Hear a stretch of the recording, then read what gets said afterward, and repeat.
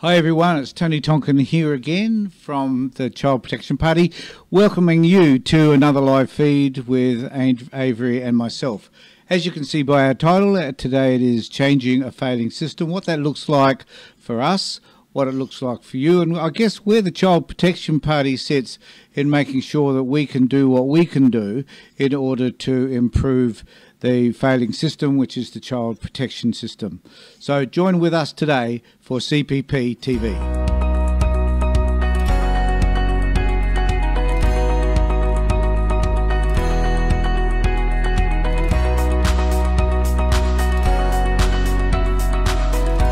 So we're back to talk to you about the things that are important in regards to changing a failing system. Now, we just need to be open and transparent about this, but before we have this in-depth conversation about the child protection system and where it fails, I'd just like to welcome Avery on board. How are you, mate?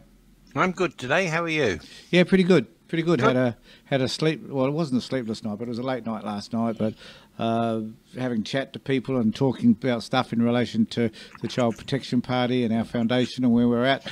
It was a busy night because we also had a CPP meeting, which went on for a while, and hour and a half. Which was good. Yeah, which was good, wasn't it? It was good. We're pretty excited about the people that we've got involved in the Child Protection Party, and we certainly are opening up that invitation for more and more people to become involved. Yes, do you agree? Definitely. Yep. And just before we get stuck into the meat of the subject today, do you want to talk a little bit about how people can do that, though, Avery? Yeah, they can do things. Some of the things they can do is just like our Facebook page. But if you like the Facebook page, why not consider joining the Child Protection Party? It costs $12 a year. Your membership would help us to get sufficient members in each state and territory so that we could register the party there. And if we can register the party in your state, then we've got a good chance, well, hopefully we've got a good chance of getting somebody elected into the state parliament. And if we can do that, then we've got an opportunity to change the legislation in your state. If you want to join the Child Protection Party, on the Facebook page you'll see a button, I think it says sign up. You can click on that. It'll take you straight to the membership form, or you can go to the Child Protection Party website, which is www.childprotection.party. There's no .com.au needed on there, just www.childprotection.party. Click the membership link, fill out the form. You've got two ways you can pay, either by credit card, or you can fill out a different form, which allows you to pay by PayPal, bank check, a check, money order, or direct deposit into our bank account. But please consider it. Yep, certainly, and that was a great advert, Avery. Well done. You've obviously rehearsed that over time, so thanks for that, mate. Please, said it many times. Yeah, and to many people. Join us, become a part of CPP, and make the changes that we're about to talk about in our coming discussion. So there is one other thing as well. Yep. If people do become members, they don't need to be passive members. They can also, if they are interested, they can become active members, where it might just be that they hand out pamphlets or hand out how to vote cards on voting day. They could join our committees, and in the teams that we're trying to build in each state and territory to help grow the party, to help advertise the party and promote it, get it, get the name out there. We need that as well. In fact, you could argue that right at the moment we need people on the committees. That's probably a little bit more important than getting the members. Yep. Because, like in Tasmania, for example, we've got one person trying to spread the word. Yep, it's pretty hard, doesn't it, when you're just doing it? It is. When you're all by yourself, it's difficult. But I guess one of the important things is we do have a team happening around Australia that's pretty dynamic. So that's a great thing to have. And I just want to welcome Lee. I noticed Lee Waters is on board. So good to see you, Lee. And while you're there, Lee, could you just share the video to anybody else that you may have access to through Facebook? And Lee could click the sign up button as well. on the Facebook page. Absolutely, absolutely. Yeah.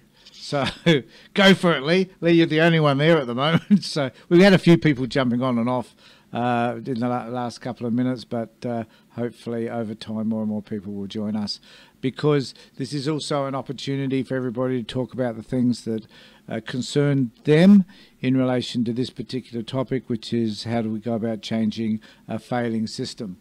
I guess one of the things I want to talk about primarily is our involvement with the child protection system over years, and we must let everybody know and remember that I have been working in this area for over 12 years, and I have never seen a system that is so diabolically inept as the child protection system.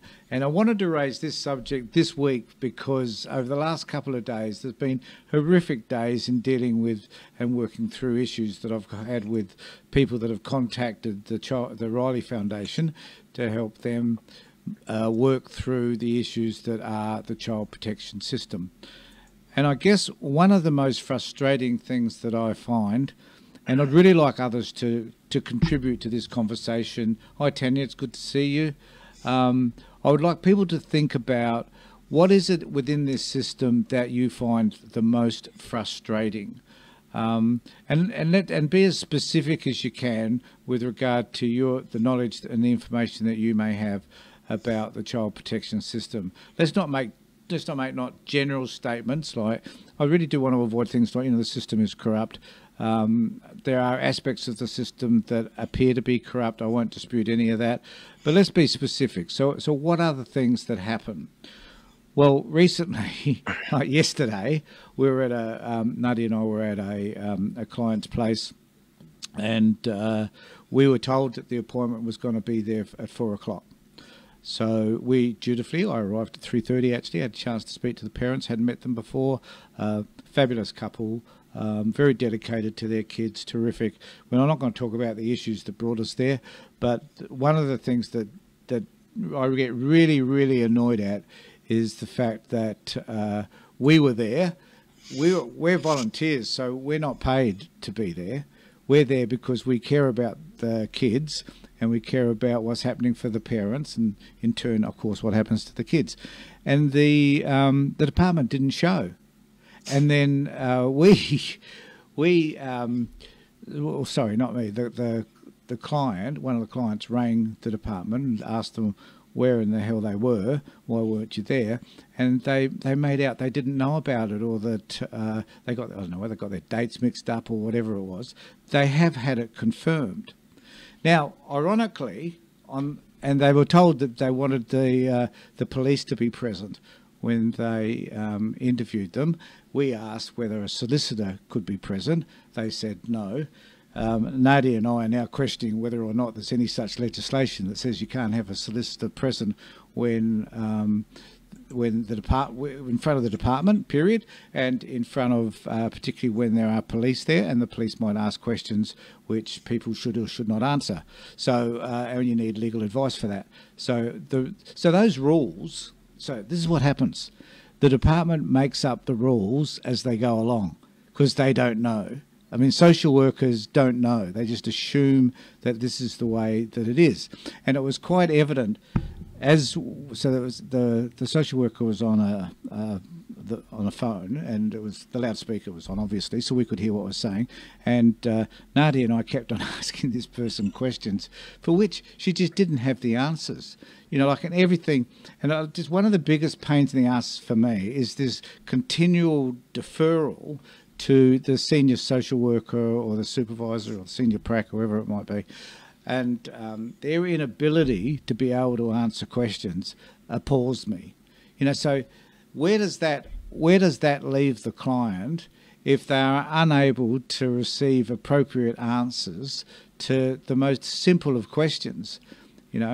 And so not only was there that was late in the afternoon. In the morning, a couple of hours before that, we'd organised a meeting with at the department for another client, and they weren't, and we were at that. We were actually there at the department's office, the client and myself, and the woman with whom we were supposed to have the meeting wasn't there. It was her day. It was her week off. Now, she must have known that when she made the appointment with us, but she chose not to be there on that particular day. Now, if you're this stuff really pisses me off, because I'm a volunteer. I do have other things for which I could earn money, but I'm out there working for these clients, which is fabulous. I enjoy doing that work. I think it's the best work I do. But, you know, they treat us like crap, right?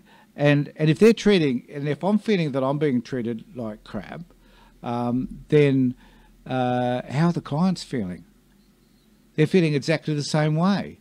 You know, I'm there to work with the client to help them get a better outcome with regard to whatever their issues may be.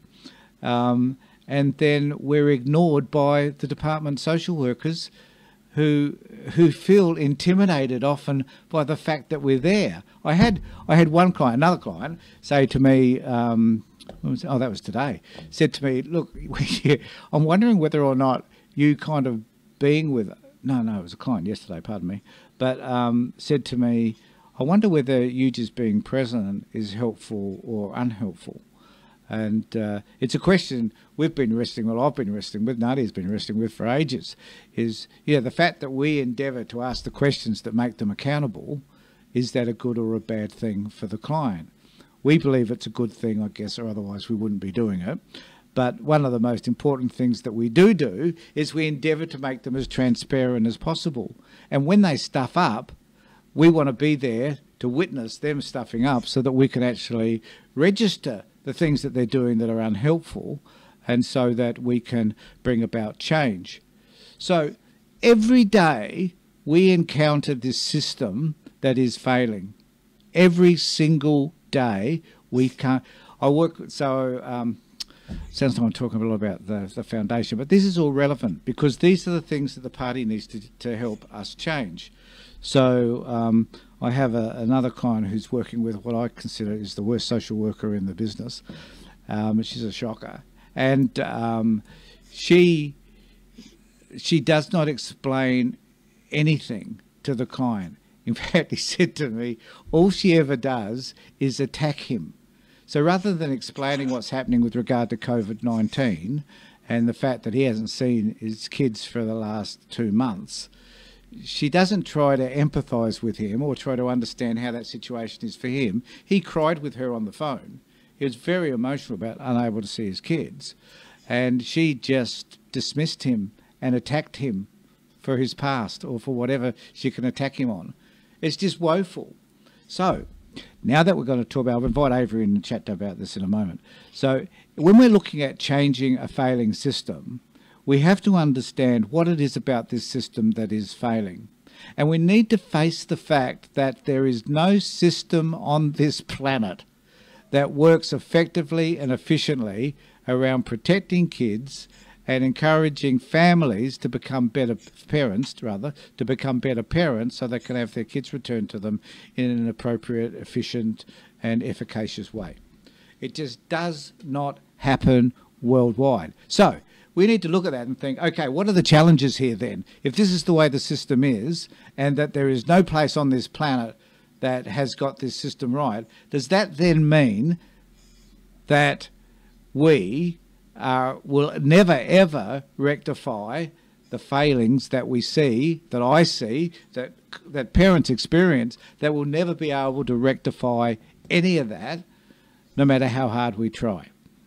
It's an interesting dilemma. And my answer to it always is, well, if you don't try, you will never find out. And the reason why we set up the Child Protection Party was because we needed to challenge this system in a way which potentially will bring about change. Now, the reality is that many of the things that perhaps need to be done within the child protection system haven't even been thought of yet. You know, I believe that the best answers and some of the best solutions to some of the things that we need to do are going to come from our clients, because, you know, the people that experience this system can tell you what is good and what is bad. They can tell you what are really lousy clients, lousy social workers, and what are not. You know, we could just take a list, get rid of all the ones that are unhelpful, the social workers who are doing a poor job, and replace them with people that are more dedicated to working with families and helping to get kids returned to their parents. There are many of them out there. The point is that there aren't enough. And there's also a culture within the department which lacks total transparency about anything that they do, which, you know, vis-a-vis what I just talked about earlier, in terms of making appointments, cancelling them, not being there, and that sort of thing. And also, and the relationships, they do not manifest good relationships with many of the clients. I have heaps and heaps of parents who just do not like the workers that they're working with. And the question is why? Because they're not relating at all to the worker isn't relating at all to the parent or the parent's needs or meeting the needs. I had someone say to me recently, the department in their affidavit stated that they've done all these wonderful things to help the client. And he said to me, but they've done nothing. Everything that has happened in relation to my case, I've had to do. The department haven't contributed at all to any of that. And so that's another failing. You know, that desire that the workers have to do as little as possible and not work with clients. And look, I accept that perhaps some of them are overworked. You know, we hear that one of the biggest issues in terms of child protection is the caseloads that people have, and that they're unable to meet the demand, and they're unable to do that. The other thing that they're lacking is they lack the skills. They lack mediation skills, conflict resolution skills, understanding of domestic violence, understanding of child sexual abuse too, for that matter, understanding of neglect. They don't have any counselling skills of note or therapeutic skills to be able to help people work through issues, and the list goes on. And often they are, with all due respect to them, because my daughter is just out of university after finishing a social work degree. She is far more skilled than most of her peers, because you know, apart from the fact that she's been living this shit for years, but she also is a pretty together kid. But many of the people that I meet, these young social workers, I accept that they're dedicated in a sense, but they do not have professional wisdom. So they don't know how to use the skills to better the outcomes for their clients.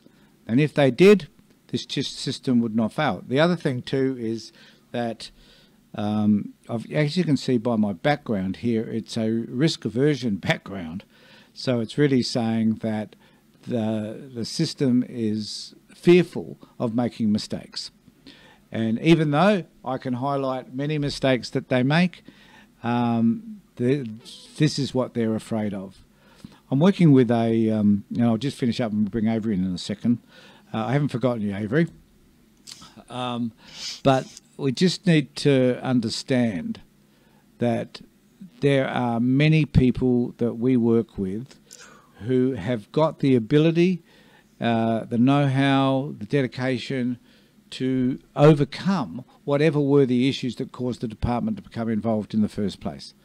And I have witnessed many a client who has made whatever changes are required. Some small, some quite significant and large. And the department, again, this is where they fail. The department will refuse to admit any of the changes that that person has made. All they will want to see, and all they will ever focus on, is the picture they have painted of this person prior to the department becoming involved. So I had someone tell me today that they had, the picture that's been posted of them is one that was 5 years old. In that time, their life has turned around in the most amazing ways. And she's celebrating all these changes that she's made in her life, but the department are penalising her and having a go at her every minute of every day, because they see her in this, they only got this one vision of her, which is the way that she used to be. So, changing a failing system, Avery, what does it look like for you? And have you got any suggestions? What does it look like? The very first thing I mean, firstly, there's an awful lot to unpack from what you've been saying there. The first thing, changing a failing system, is we need to identify what the failures are, list them, If somebody says this office is corrupt, we need evidence to back that up. It's no good to us. It's no good to that person just to say it's corrupt. We need the evidence to back up that sort of claim. Couldn't agree more. I think that's a vital point.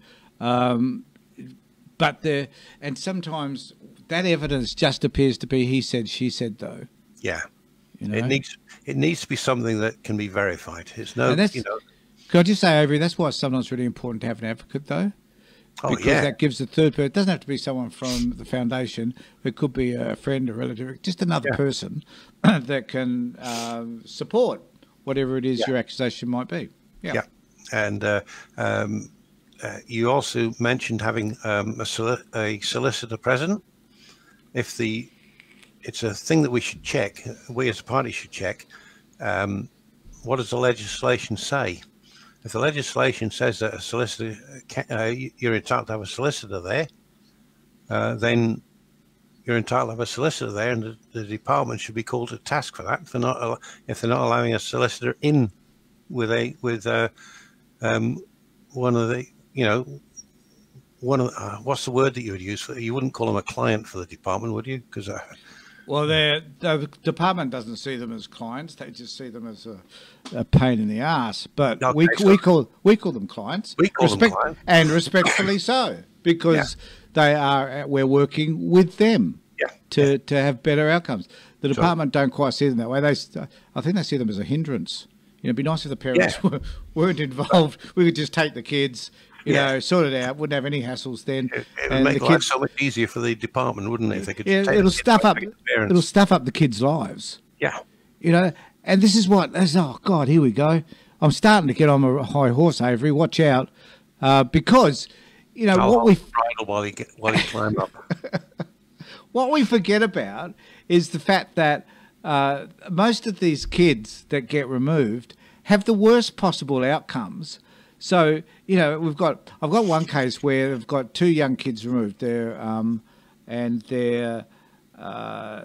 an auntie and uncle. Okay, but the point is that, and these kids are really close. But when they were removed, they were placed in residential care, but separate. So these kids have grown up together. They have their own issues, which have got nothing to do with the people that have been looking after them,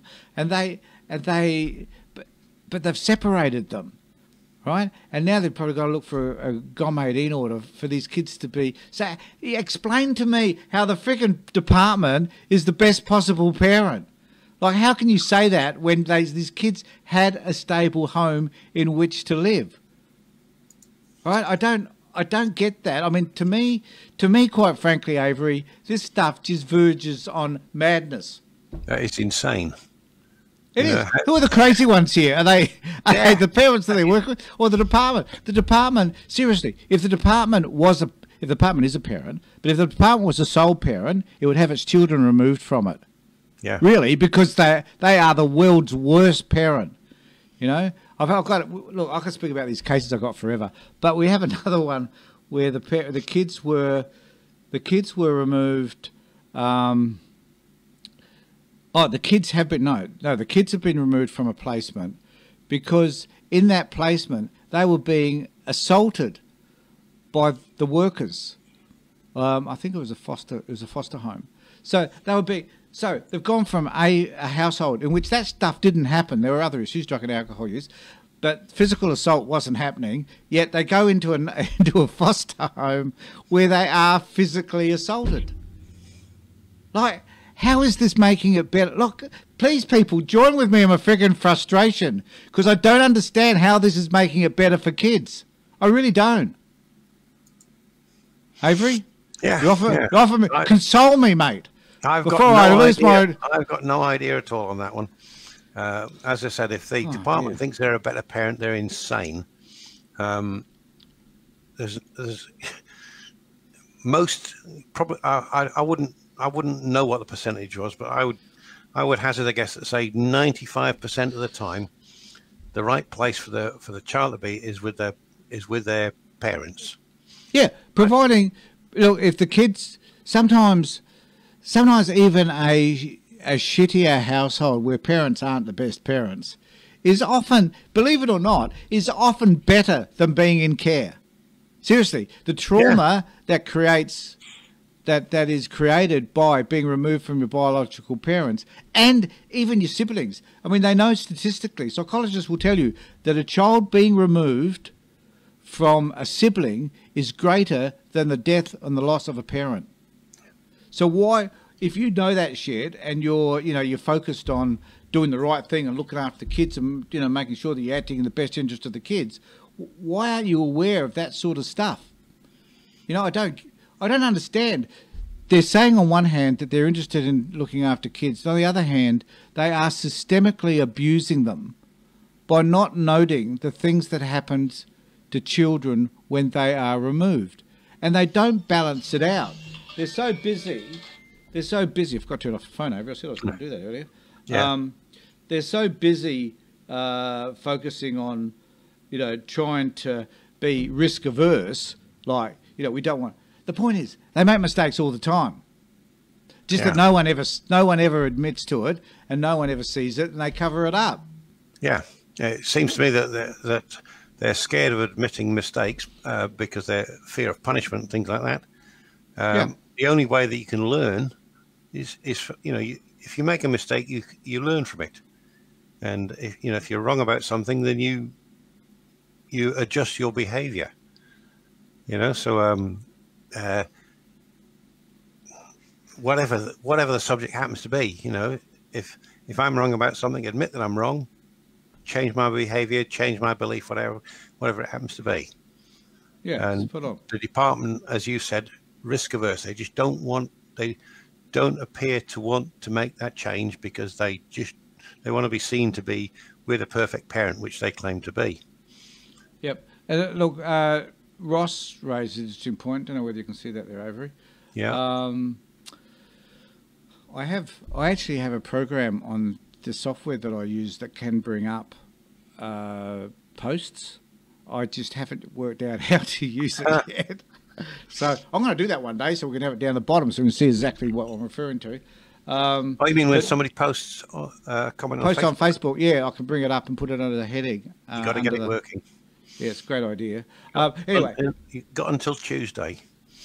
Thank you, Avery. I will spend every minute of every waking moment in the next few days organising that, because it'll probably take me that long to learn how to do it. Do we as a society understand where the base behaviours are set in place, says Ross? Patterns learnt in the formative years become our behaviours as adults. No one disputes any of that. We do. So, that reminds me. Thanks, Ross. That's a really good point. There's also another point that someone raised earlier. All right, Kylie, saying it's time to go back to court and self-represent. So I'm going to address Ross's issue in a moment, but that one about self-representation has cropped up recently with a number of people that want to do that. Fraught with danger. Seriously, I mean, look, I don't object to people having. Quite frankly, I admire people that have had the courage to go back to self-represent. But the work one needs to do in order to do that successfully is a lot, and you need to be extremely articulate. You need to bury and not present with any emotions. You need to know how to ask questions of people. If you want to do that, you can certainly have a chat to us about our ideas. We're not solicitors, and most of the solicitors I've seen that work in this area don't tend to do a terribly good job, I don't think, and I think that's indicative of the number of kids that get removed because solicitors don't act for them in ways that they should, because they don't understand themselves, the system, and they don't understand social work. They don't know how to question social workers about their practice. Which is another issue altogether. Just go back and self-represent, but I don't know of anybody who's self-represented who actually has had the child returned to them. I'm not suggesting they're not out there. I'm pretty sure that they are, probably, but I don't know who they are. Regard to Ross, so there's this young kid that has been returned to the parents. He's only 14, to the mother actually. So he's been returned to the mother, and he grew up for the first 10 years of his life with a very violent father, and watched lots of violence in that house. Anyway, I happened to go around there the other day to meet up with him to have a chat about his experiences in care, which is another issue altogether, because that was abusive, and the department put him in with his abusive in-laws. But another thing, God. Anyway, I got sidetracked. So this actually, I lie. Is he 14 or? Yeah, he might be 14. Anyway, because he grew up, Ross, in this family which was abusive, he doesn't know how to behave in ways that are helpful. So he's aggressive with everybody. So everybody's an F&C, and everybody's, if you don't do what he wants you to do, he's got to knock your block off. He has no real social skills. Now, he hasn't got any of those social skills because of the way he was raised, and that's a responsibility his parents have to consider, particularly his mum. His father's in jail. So, but there are some incredible stories about people like him who have grown up to be adults, who have been able to recognise what happened to them and are therefore able to modify their behaviour and understand, I guess, their anger. Now, this little kid at this age doesn't think that it's necessary to go and get counselling or anything like that, but later on he may. There's this wonderful, I wish I could find it, I refer to it quite often, this wonderful YouTube video of a young bloke who just reminded me of this, so an adult now, but he reminded me of this young bloke because he had decided to go out and change his life. Once he met one person, so he was about 14 or 15, this guy in this video, who met up with, was placed in a foster family. Well, there's just one, sorry, there was one guy, one foster parent. And he went out and he was robbing and driving cars and doing things he shouldn't have been done. And his foster father came around and picked him up at the police station. And the young bloke was thinking, okay, I've done it now. I've done it so many times. This guy's he's going to do what everybody else has done. He's going to tell me to piss off and don't come back. I've had it. And the guy said to him, foster parent said to him, it doesn't matter what you do. I'm not going away. I'm going to still be here for you. So you do what you need to do, but I'm not going to abandon you. And at that moment, the guy thought, well, I'm not going to be able to get what I want here. So he realised for the first time in his life that actually he felt safe, because it didn't matter what he was going to do, he was going to be respected and so on. And in that moment, he changed his life. So I often think when I see these young people like this 14-year-old, I think, well, here's a young kid who may have one of those moments. Even though he's had a crappy past and shitty parents and a terrible system that failed to support him as well, maybe he will have one of those moments where he meets somebody who actually does care for him. So I'm always hopeful, Ross. I appreciate what you're saying, but if we start to believe that once the mould has been shaped and you're locked into that mould because of your crappy past, and there's no possibility of change, then I, as a social worker, should give up my job because I've become redundant. Yeah. Right on the button there, Tony. So, back to one of the things that you were talking about earlier was the quality, should we say, of the caseworkers. Yep.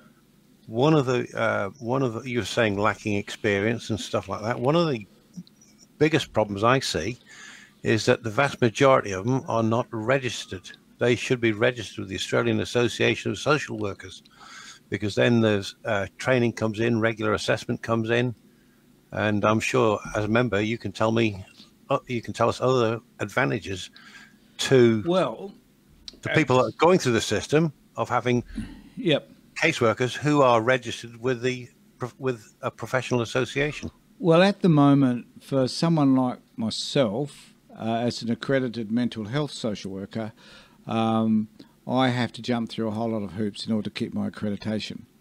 And so that's 100 or so points, which have to come about through my progressive learning, my supervision, my involvement in the community. Even these things that I do now, I can score points from doing these feeds. So it's the way I contribute and the way that's recognised by the ASW that means that I'm entitled to my accreditation at the end of the day, for which I have to pay for. But nevertheless, it's there, and it has value to me because it registers me professionally in a way that's similar to psychologists are being recognised. What we're asking as a political party, Avery, is that social workers be registered so that they can have all the qualities, the things that I have to do right now, social workers across the board should do. But so few of us are registered because most of us don't see the value in our registration unless we're going to get something specific out of it. Sometimes we need to register with an organisation just because we want to support them. It kind of reminds me like a football club. I don't get all that much out of it. I pay for a football club, not going to mention it here, but and that this year I'm not getting anything out of it. I'm just giving them the money. But the reason is that I think I go to the club, I go to the football matches, I guess, but I don't get anything else. You're not going to draw about it, or you lack the power to talk about it. Oh, that's good. Did you just think of that just on the spot? Oh, yeah. That was very... So if anybody got hold of that, just rewind the video, because I'm not going to say it again, and Avery would have forgotten it by now. So it's like becoming a member of a club and hanging your hat on it and saying, this is who I belong to, and I'm proud. I think of this Australian Association of Social Workers in the same way. I'm proud to belong to it. I'm proud to. I have great conversations often with my colleagues about things like what we're talking about today. And I belong to a group which deals with child protection, and ASW talks about it. But if you fail to meet the standard, and I can pick off, I don't know, a dozen social workers who fail to meet my standard, which isn't necessarily the right one, but we can test that standard against the association. You could object to the way someone's behaving and take them before the association. They lose their accreditation or whatever it is, or their registration, or they get penalised by having to go off and do some specific training or receive some sort of supervision to make sure that they're not behaving as they had been. So the association puts checks and balances on what happens with social work. Like, that guy from the Psychology Association who got, that guy that got charged with sexual abuse recently? Oh, yeah. Not sexual abuse, but looking at child porn or something. Yeah. Now, how in the hell, if you got a whiff of that within the ASW, you'd be out on your ear. And I know that has happened in the past. But if you are engaging in things that you shouldn't be engaging in, and you're not registered, right? That means you can still hang up your shingle, still declare yourself to be a social worker, and go out and do whatever nasty thing you've been doing before. Yeah. It's like the priesthood. You know what I mean? Yeah, I do. Like there weren't any penalties for priests for abusing kids, but they were able to go and move around and do their thing. The social work is the same thing in a sense. Not that we're out there abusing kids, far from it, but we are able to commit crimes or are able to transgress. Crimes, is it? It's just transgress. You don't do a good job. Yeah. And so they just shuffle you off to a different, or because you're not registered with the ASW, as you said, you just hang up your shingle, carry on calling yourself a social worker, and carry on with your bad practices. That's right. So who's checking on those bad practices? I've sat here today for 40 minutes now talking about bad practices. I haven't even scratched the surface, mate. No. There's if it can, you just said about child protection caseworkers failing. Yep. Tanya put up a comment where she says there is no duty of care within child protection. I disagree. There is a duty of care. They fail in that duty of care is the point. I think is the point. Yep. Do you agree with that? Oh. Yeah. I think there is a look. Apart from social work, psychology, whatever, there's kind of like these ethical things. Things called ethics and principles that we just expect people to abide by. Like, we had an issue recently where someone swore. So a person abused me, I guess, best way of putting it. And I chose not to have anything to do with them. Someone else has had dealings with this person and thought they were okay. At the end of the day, I don't wear people swearing at me or putting me down. You can bugger off. And that's my standard and that's my ethics, right? I don't do it to other people, right? So I don't expect it to be done to me. I treat everybody respectfully. But when it's done to me, that's stepping across the line. So I will choose not to have a relationship with you. So don't do it if you want a relationship with me. So it's the same sort of thing that there's... But in social work or in psychology, the ethics are written down. Like, we know what they are because they're in the code of ethics. And they're plain, they're clear. The thing I love about social work more than anything else, and one of the reasons why I love social work, is that we are the only profession that has social justice embedded in our code of ethics. The only profession. Psychology doesn't, neither the medical profession. We are the only ones. Because, and this is why this is so important to me as a social worker and should be to many other social workers out there, because social justice is primarily what we do.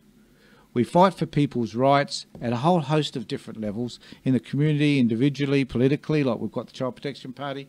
But this is why we exist. Because this value around social justice is embedded in what it is that we do. My problem is that there are so many social workers out there who just don't see it. Yeah. I think you're right there, Tony. You said there, you haven't even scratched the surface as to what's wrong with it, what's wrong with the system. One thing that I think would be useful is if anybody that sees this video was to write to us and tell us what they see as wrong with the system, because you're going to have one perspective. The people that watch this are going to have different perspectives.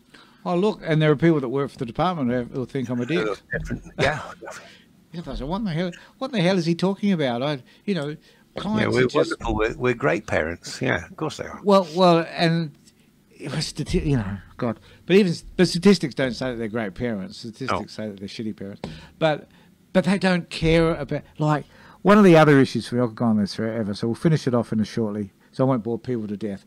But the other issue is that, right, okay, when I first started this about 10 to 12 years ago, one of my first clients was placed into care with a grandparent.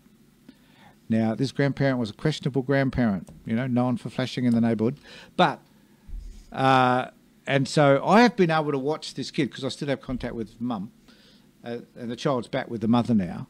But the child came back to the mother because the anxiety and stress that was caused by her being in this family was horrific. And she needed to be returned to her mother. The department, at the end of the day, realised this. I can remember saying to the social worker 10 years ago, you better return this child to the parent or you will destroy this child's life. Now, that was when I was first starting out. I wasn't smart then as I am now. And I can tell you, I was right. That if social workers understood, and eventually this social worker instead lost his job, I've heard some years later, so was a crappy social worker. But you know, if we start to think, look, this parent might be a crappy parent for whatever reason, Avery, but at the end of the day, you know, is this going to be better than what we're supposed to do for this child if we drop them into residential care or send them off to live with a family that they don't know and they wind up being abused by that family perhaps, or they have, you know, someone said to me recently, someone was in care for just a few years and had 40 placements. How's that consistent? You know? And this happens every day. We thought look, I put up on Facebook page the other day an address given by Dr. Deirdre Michelle, who's a very close friend of mine, as you may well know, Avery. And on a speech she gave at she gave it remotely, but to a conference in Scotland. It's really, I was watching it for the first day. Actually, Deirdre's my wife, but I was watching it for the first time for a while the other day, and it brought me to tears because this series is the most amazing woman I've ever met, and because of what she has been through as a foster kid. And so Dee stands out as this person who has been through really some uncomfortable and bad situations and has decided to change her lives in the most remarkable ways. So in other words, not every kid that goes through foster care is going to be stuffed, right? Because there are examples like Dee and many, many others. Dee's got a page on which she calls Superheroes, which talks about all the kids that have been in foster care, and you'd be surprised who they are, and who have been in kinship care or some sort of out-of-home care. So, look, some people are really able to make a success of their lives regardless of their past. Other people are not. But our job in the Child Protection Party is to ensure that where possible, all kids have the equal opportunity to rise to their best potential. Yeah, quite agree there, Tony. You know? Yeah. So, are we going to wind up? Yeah, just Darlene says in capital letters, so she must be yelling at me, but that's okay. What can we do that will be effective? Okay. Well, actually, one of the things you can do, as we talked about earlier, Avery, is to join us. Join the party. Because, and the reason why this is important is, incidentally, Avery, there's no financial gain, is there, for us, No, for you none or at all. for anybody? No. None at all. So there's no financial gain. So we'll get rid of that to start with. For those people that say, oh, they're making a fortune from this. No, we're not. It costs us money. Costs us money personally. And we're not connected in any way with any child protection department anywhere in the country. Far from it. And if you thought that from listening to my conversation so far, then clearly you weren't listening. Really? Yeah. But the point about Darlene's question is a really good one. If we wish to bring about change, Avery, we need to do it by putting forward legislation that talks about all the things that we've talked about today. So if we want to make a system transparent, we need to be able to make sure that there's legislation in there that insists on certain transparencies. For example, the youth court, people cannot enter into the youth court to report on cases that they hear. Now, it doesn't mean a reporter couldn't go to the youth court and listen to what's happening and report on the essence of what's happening without having to mention names and other things that reveal the identity of the child or parent. But it would give people who are observing it an idea as to how shitty the system is, because you'd be able to hear lawyers arguing about cases, you'd be able to hear parents talk about what the experiences they've had with the department. You'd be able to see it all exposed. But are we able to do that? No, we're not. I'm not even allowed in. As a social worker working with these clients, I'm not permitted in, unless I'm a witness. That's ridiculous. That's just one example of how we could prove to be more transparent if we had appropriate legislation. Registering social workers, of course, is the other one. That would be true. Also, if you had an issue, now I know Rachel Sanderson in South Australia used to say this to people. Look, don't worry. When I'm in Parliament, You just come and see me and I'll just wave my magic wand and everything will be fixed. When she got in there, she discovered that it wasn't that easy. And she's the minister. However, in opposition, if we as a minor party will be able to ask questions which will keep their feet to the fire and which the media will take notice of because of who we are. Once you've got a slither of political power and influence, you'll be able to change the minds of others. But we have not got that slither just yet. Yeah. You would also be able to, if there was somebody, either as a federal senator from the Child Protection Party or a state legislative councillor or whatever they call it in the various states, you'd also be in a position where you could say to the government, if you want my vote, this is what it's going to cost you. Yep. I want this change introducing into the child protection legislation. And we can't, I just want to finish up on this too, Avery, because we talked a little bit about it last night in our meeting, is that we do not have a magic wand. No. We don't have, and we don't even have the solution, really. We are looking for the solution. We have ideas, and, I'm convinced how effective we could be if we were in Parliament, either state or federally. We would shake the place up, believe me, not in a Donald Trump way. We would do it with respect and love and all that sort of stuff. But we will make a difference. I know that for a fact, because our presence will rattle people, it will disturb the status quo, and we will make it uncomfortable for people that are failing kids at all levels.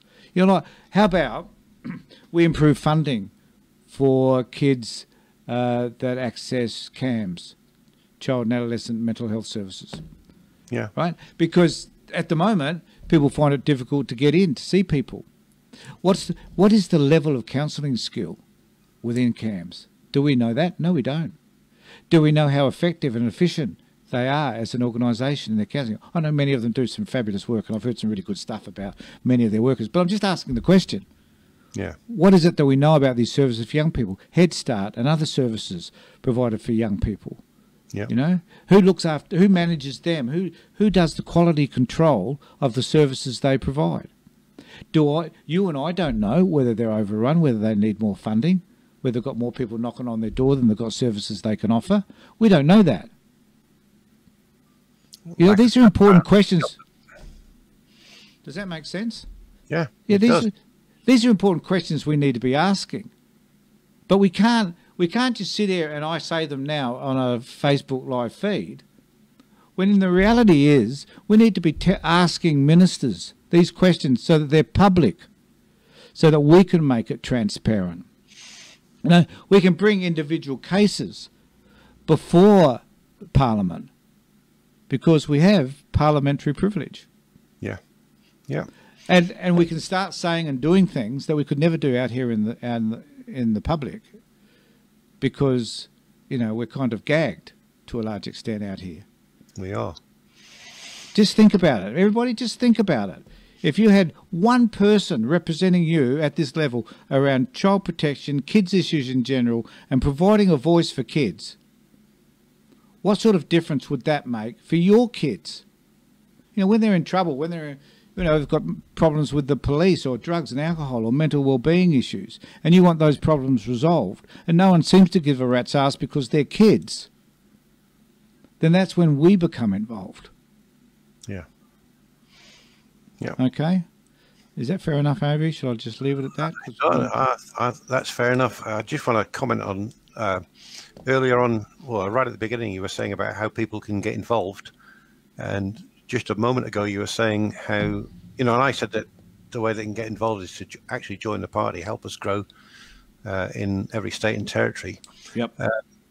Another thing, based on what you've just been saying there, is you mentioned about we've got our ideas, right? What we need is input from people like, Tanya, Karen, Rebecca that we've got who've commented on here, their ideas about the changes that need making in the child protection legislation, because their ideas inform us. And absolutely, Avery. And I was just looking at Tanya's there, where she says her kids were raped while in care. That's horrific. Yeah. I mean, that's distressing. We need to do something about that, right? Now, if we were raising that and making someone feel really uncomfortable in court, or we're talking to the police minister, in Parliament, and we're asking the police minister about why action hasn't been taken against that person, Yeah. then that makes a difference. Yeah. Because they know that they're accountable. Yeah, Right. which at the moment They're not. They're not held accountable. So if you want to make them accountable for what happens to your kids, and you want the system to be accountable, then support us. Yeah. Because no other party's doing it. No other party does what we're doing. No other party has the knowledge, the information, the understandings, or working out this deal. I meet with politicians, who are opposition politicians who have the portfolio of the child protection portfolio, and they have no idea, Yeah. none, about what this problem's all about. But we do, Yeah. and that's why you need to get us into some sort of political power. All right, Avery, do you want to finish off with anything? Or Only one thing, and I'm sure you'll agree with me. I don't know when this actually happened. Robin Scott has said that the system sucks. The system failed my disabled foster son, and he died in care. I would just like to offer my condolences to Robin, Oh, shit. and I'm sure you go along with that.